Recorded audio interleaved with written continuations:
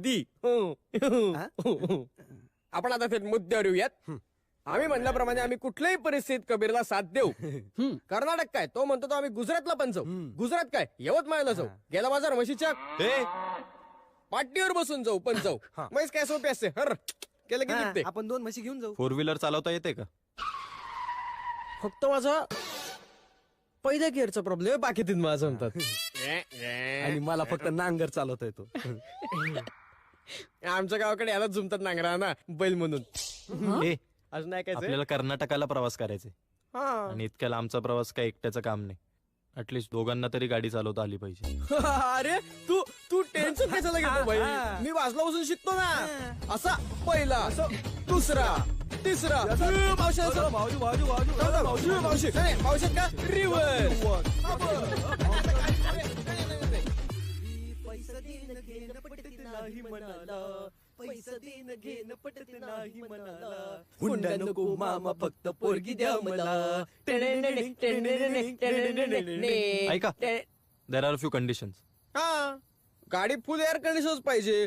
कर्नाटकात जाम गरमी असते बाबा. झालं? आता ऐका, हा प्रवास 736 किलोमीटरचा आहे. 7 दिवसांची ट्रिप आहे. पुणे टू कोल्हापूर, बेळगाव, गोकर्ण, उडपी, मुर्डेश्वर आणि याना. ही फालतूची बडबड ट्रिप मध्ये चालणार नाहीये. चालणार नाही बोलतो. आणि सगळ्यात महत्वाचं, ट्रिप मध्ये दारू प्यायची नाही. काय एनसीचा कॅम्प आहे. हे असलं आम्हाला आधी माहित असतं तर आमच्या आम्ही गेलो असतो. या यात्रेत सामीलच नसतो आलो. नाही म्हणजे नाही. ठीक आहे ठीक आहे. आजची दारू शेवटची. उद्यापासून बंद म्हणजे बंद. म्हणजे शेवटची पिऊन घेऊ आता काय बाबा.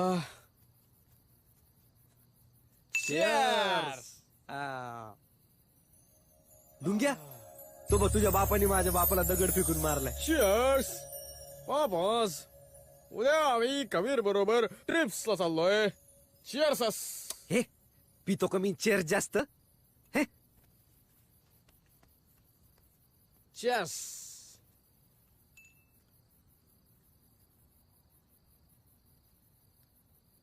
आईची आठवण येते का? येते, पण मी तिला कुठला तारा नाही म्हणत. म्हणायचं रे दोस्ता, या ताऱ्यांकडे बघितलं ना की अंधाराची एकटेपणाची भीती नाही वाटत. एक विचारू, आमचा बाप नसून बी आम्हाला आठवतो, मग तुझा असून बी तुला नाही आठवत?